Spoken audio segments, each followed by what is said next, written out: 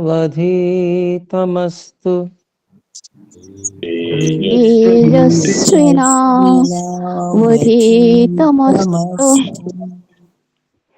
मा विद्विषावहै मा विद्विषावहै।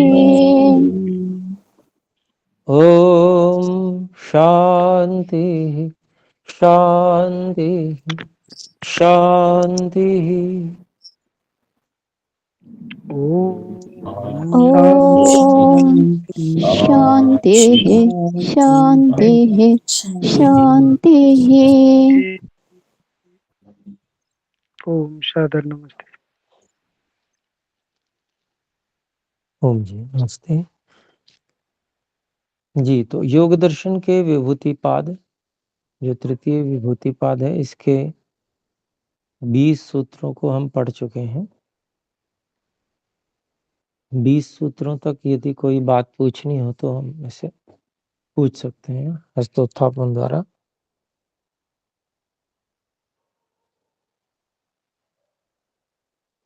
जी, तो हम आगे बढ़ते हैं 21वें सूत्र से। काय रूप संयमात तद रूप ग्राह्य शक्ति स्तंभे चक्षुष प्रकाशा संप्रयोगे अंतर्धानम।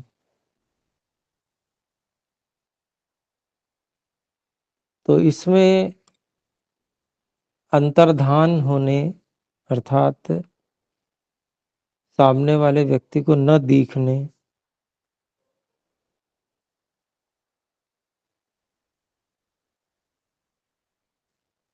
की सिद्धि के संपादन की विधि बताई गई है। और सामान्य रूप से ये कैसे संभव हो सकेगा, सामान्य व्यक्ति को यही लगता है, लेकिन इसमें अवश्य ही कोई ना कोई इस प्रकार की या तो मानसिक संकल्प शक्ति अथवा कोई ऐसी विधि प्रकट होती होगी योगी के समक्ष जिससे वो ऐसा कर पाता होगा।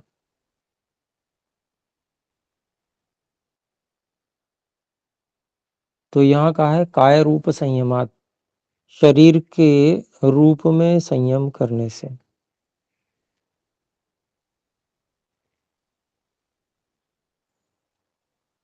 शरीर में, स्थूल शरीर जो है, इसमें रूप है, रूप गुण है।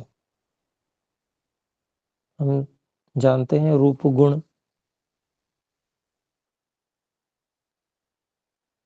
जो प्रकाश की सहायता से अनुभव में आता है।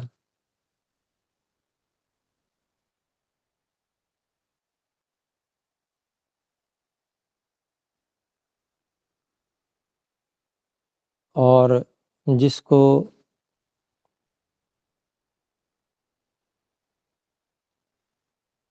जो इंद्रिय, चक्षुर इंद्रिय है, उसके द्वारा देखा जाता है।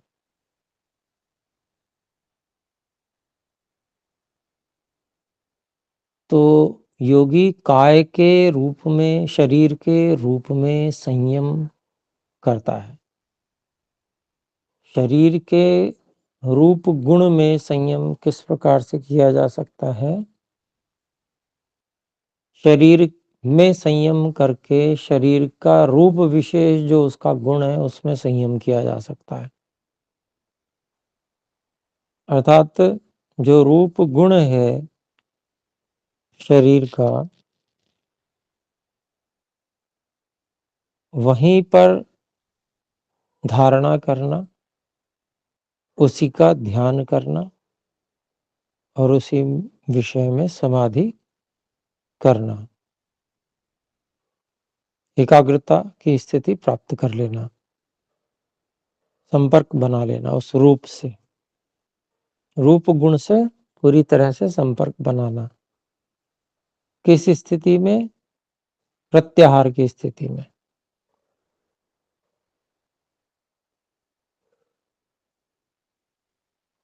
शरीर के रूप गुण से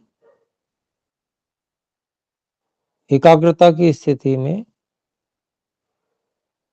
चित्त का संपर्क बना लेना।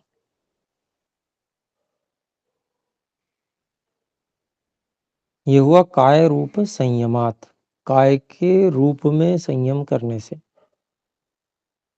रूप में जब संयम कर लिया तो आगे कहते हैं तद रूप ग्राह्य शक्ति स्तंभे।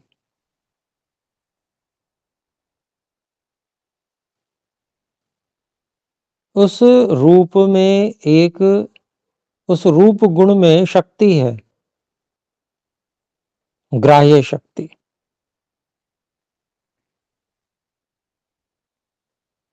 दूसरों को दिखने की एक शक्ति है, ग्राह्य शक्ति। अपने संकल्प से इस ग्राह्य शक्ति को योगी रोक देता है।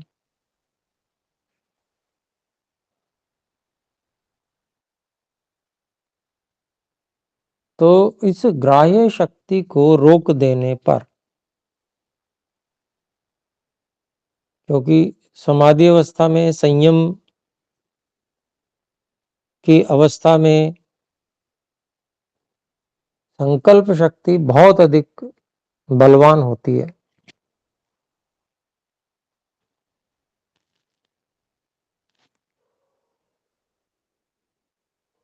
तो ये संभावना है, ये तो वैसे प्रयोग करके जो इस स्थिति में पहुंचते हैं वो देखेंगे कि ग्राह्य शक्ति को संकल्प की शक्ति से, चित्त के संकल्प की शक्ति से किस प्रकार से रोका जा सकता है। क्योंकि वहां पर ज्ञान भी होता है, व्यक्ति जान सकता है। तो यहाँ पर ऋषि पतंजलि ऐसा कह रहे हैं कि उस रूप की ग्राह्य शक्ति, रूप ग्रहण कराने की शक्ति, रूप ग्रहण कराने की शक्ति, वो ग्राह्य शक्ति हो गई। उसको रोक देने पर चक्षुष प्रकाश असंप्रयोगे,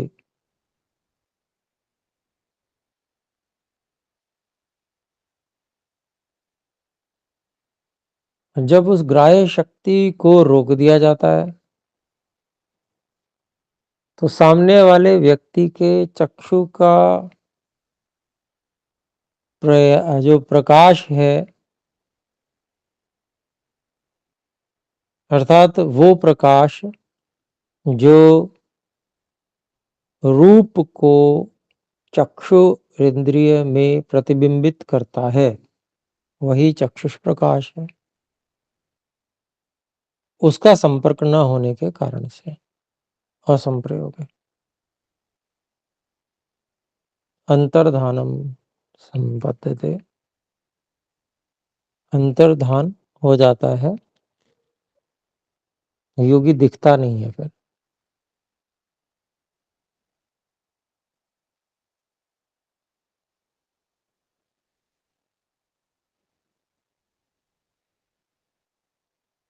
तो सबसे पहले तो संयम करना आना चाहिए।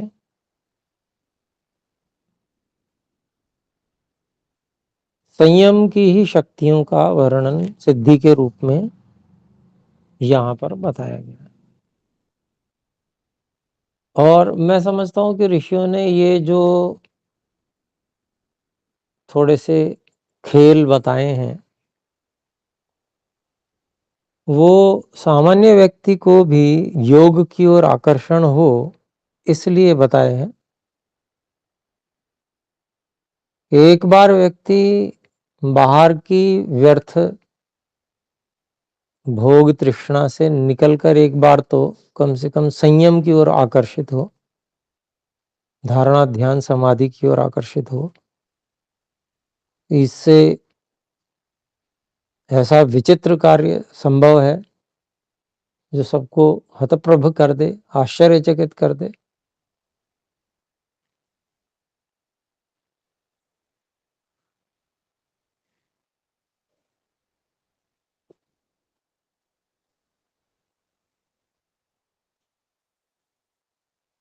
तो आखिर उसमें क्या सच्चाई है, उसमें कितना दम है, व्यक्ति उसके लिए आकर्षित होगा। और आकर्षित होगा तो अपने संकल्प बल से, सामान्य संकल्प बल से भी कुछ समय के लिए ही सही वैराग्य को प्राप्त होगा और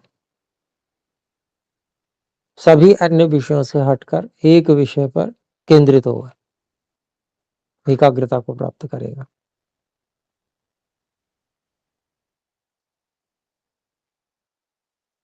जब उसको उसमें सफलता मिल सकेगी तो वो समझ सकेगा कि उसका महत्व क्या है,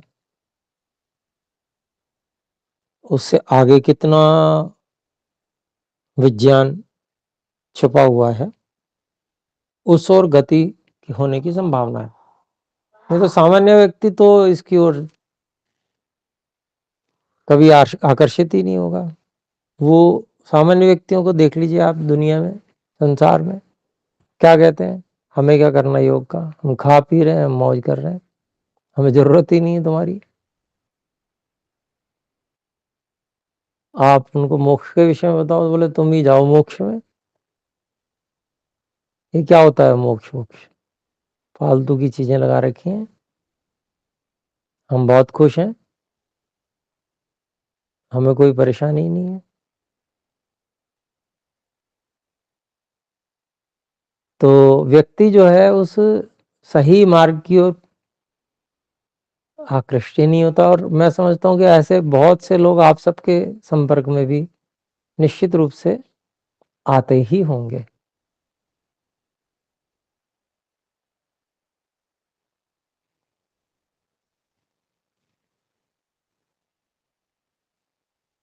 तो ये सब चीजें एक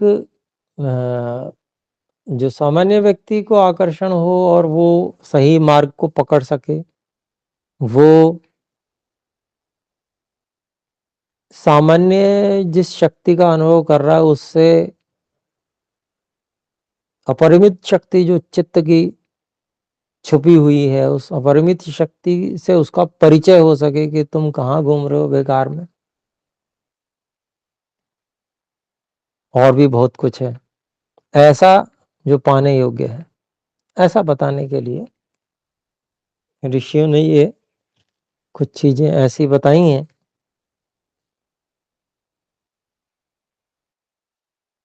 कि कई प्रवृत्तियां होती हैं मनुष्य की,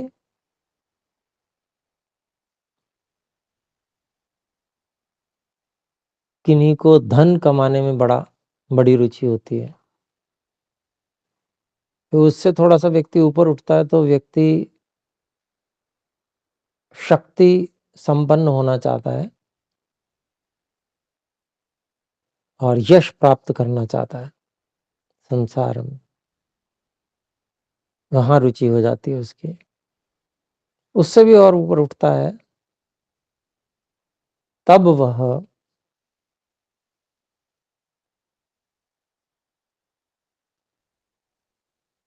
सूक्ष्म ज्ञान विज्ञान को प्राप्त करने की इच्छा करता है, वहां रुचि होती है।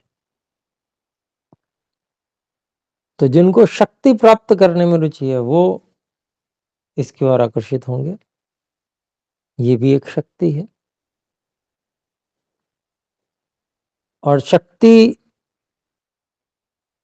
जो प्राप्त होती है उसके लिए ज्ञान विज्ञान की अपेक्षा है, संयम करना पड़ेगा, एकाग्रता करनी पड़ेगी। उसके बाद में फिर सूक्ष्म ज्ञान विज्ञान में भी रुचि हो जाएगी तो क्या होगा, एक स्तर ऊपर उठ जाएगा। जब जिज्ञासा प्रबल होगी कि अच्छा ऐसा भी विज्ञान है, अच्छा यहां पर ऐसा है तो क्या इतना ही है, और भी तो होगा, तो ऐसा हो सकता है। ये व्यास भाष्य में देखते हैं। काय रूप संयमात्, कायस्य रूपे संयमाद् रूपस्य या ग्राह्या शक्ति ही।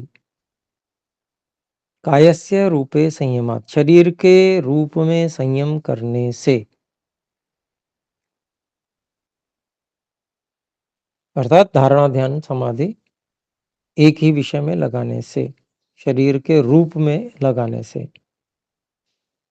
रूपस्य या ग्राह्या शक्ति ही, शरीर के रूप की जो दिखने वाली शक्ति है, दिखने की जो क्षमता रूप शक्ति है, ताम प्रतिष्ठप्नाति, उसको रोक देता है। रोकना संभव होगा इसीलिए रोक देता होगा, बिना संभव हो कैसे रोकेगा। लेकिन वो कैसे संभव होता है संकल्प की शक्ति से, वो तो वहां पर जब उस स्थिति में व्यक्ति जाएगा तभी पता चलेगा। अभी तो केवल शब्दों से ही बताया जा सकता है, जैसे ऋषि बता रहे हैं। तो शरीर के रूप में संयम करने से उस रूप की जो ग्राह्य शक्ति है, दिखने की क्षमता की जो शक्ति है, उसको योगी प्रतिष्ठप्नाति रोक देता है। फिर आगे कहते हैं, ग्राह्य शक्ति स्तंभे सति चक्षुष प्रकाशा संयोगे।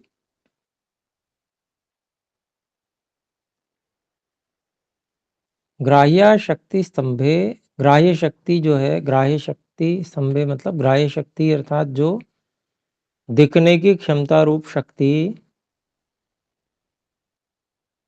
उसको रोक देने पर स्तंभे सति चक्षुष प्रकाशा असंयोगे। और जब उस शक्ति को रोक देते हैं तो रूप के साथ में चक्षु प्रकाश, वो प्रकाश जो चक्षु तक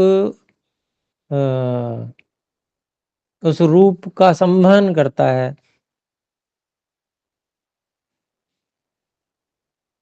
उस कब करता है, जब उस वो प्रकाश जो है उस रूप से संपर्क में आता है। प्रकाश वस्तु के रूप से संपर्क में आता है, तभी तो वो उस रूप के ज्ञान या उसके जो संकेत हैं उसको, उसका संवहन करता है चक्षु तक। तो वो जब संपर्क ही नहीं होता उस प्रकाश का, असंयोग है। अंतर्धानम उत्पद्यते योगिना, योगी का न दिखना ये उत्पन्न हो जाता है। देखिए, दूसरे की ग्रहण शक्ति को रोकना, तो वो एक आध व्यक्ति की ग्रहण शक्ति को रोकेगा तो वो उसको नहीं दिखेगा, लेकिन अपने शरीर के रूप में संयम करके उस रूप की ग्राह्य शक्ति रोक देगा तो किसी को भी नहीं दिखेगा।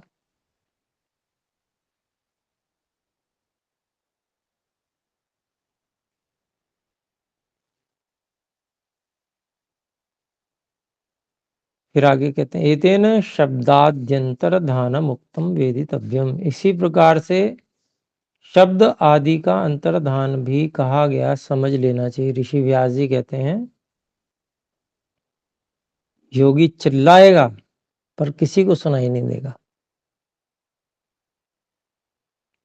वो क्या करता है, शब्द शक्ति में संयम, शब्द की जो ग्राह्य शक्ति है,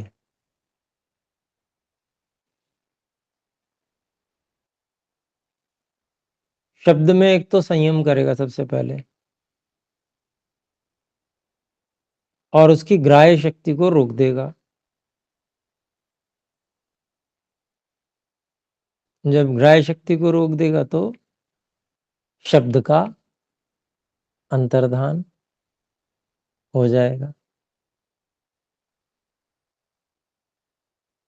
तो अभिप्राय क्या है कि जो सामान्य व्यक्ति यूं कहेगा ये तो हम भी कर सकते हैं, नाटक करेंगे जोर जोर के बोलने का, लेकिन किसी को सुनाई नहीं देगा, तो ऐसा भी कर सकते हैं लोग। तो उसका परीक्षण नहीं हो पाएगा भी कौन क्या सही बात कर रहा है, क्या सही किया या नहीं किया। चलिए, ये तो एक ऐसी बात हो गई।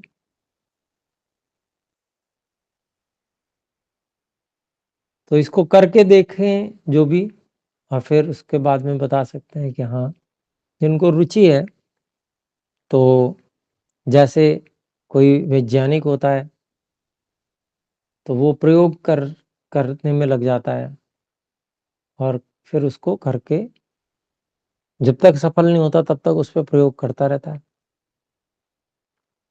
तो वो खोज कर लेता है। ठीक इसी प्रकार से जिसकी एक बार रुचि जग जाए, इस कार्य को सिद्ध करना है, तो वो इस प्रकार के संयम को करने का प्रयास करेगा और चित्त की शक्ति को अनुभव करेगा कि चित्त की संकल्प शक्ति से क्या ऐसा किया जा सकता है अथवा और क्या उसका तरीका है। तो तभी ये जब परीक्षा इसकी कर ली जाएगी अच्छे से, तब उस व्यक्ति को ये सिद्ध हो पाएगा कि हाँ, ये होता है। वैसे शब्द प्रमाण से ऋषियों की बात जो है उससे तो ये सिद्ध ही है। तो आगे देखते हैं 22वां सूत्र। सोपक्रमम निरुपक्रमम च कर्म तत्संयमादपरांतज्ञानमरिष्टेभ्यो वा। तो आयु फल देने वाले 3 फल होते हैं ना, जाति, आयु और भोग। तो आयु फल देने वाले 2 प्रकार के कर्म हैं।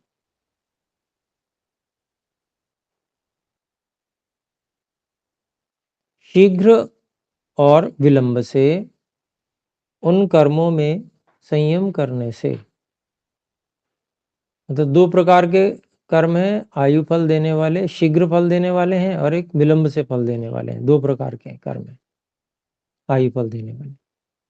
तो उन कर्मों में संयम करने से, कर्म तत्संयमात्, उन कर्मों में संयम करने से योगी को मृत्यु का ज्ञान होता है।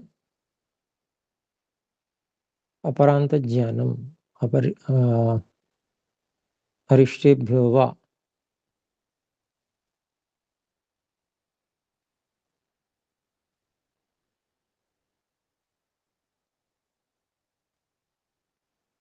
तो उस योगी को मृत्यु का ज्ञान हो जाता है, और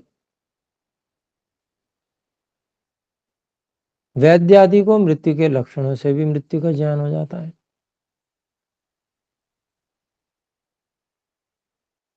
अरिष्टेभ्यो, अरिष्ट लक्षणों को कहते हैं, जो मृत्यु के लक्षण होते हैं। इनके विषय में आयुर्वेद, जो हम आजीवन स्वस्थ कैसे रहें वाली कक्षा है, उसमें हमने भी बहुत सारी कक्षाओं में यही बातें पढ़ी कि कौन से लक्षण ऐसे हैं कि जब रोग असाध्य हो जाएगा और ये तय हो जाएगा कि अब व्यक्ति जो 3 दिन, सप्ताह भर, 1 मास तक ही जीवित रह सकता है, या 6 मास तक के अंदर अंदर वो मृत्यु को प्राप्त हो जाएगा। ऐसे अरिष्ट लक्षणों के विषय में आयुर्वेद में दिया हुआ है।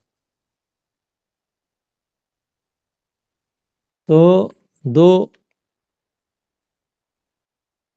प्रकार से मृत्यु का ज्ञान हो सकता है। एक तो संयम से है, वो संयम से क्या करते हैं, तो जो आयु फल देने वाले 2 प्रकार के कर्म हैं, शीघ्र फल देने वाले और विलंब से फल देने वाले। इन दोनों प्रकार के कर्मों में संयम करने से योगी को मृत्यु का ज्ञान हो जाता है, कर्मों में संयम करता है। और ऐसे ही अरिष्टेभ्यो वा, अरिष्टों से भी मृत्यु का ज्ञान हो जाता है और लक्षण स्पष्ट भी पता चलते हैं।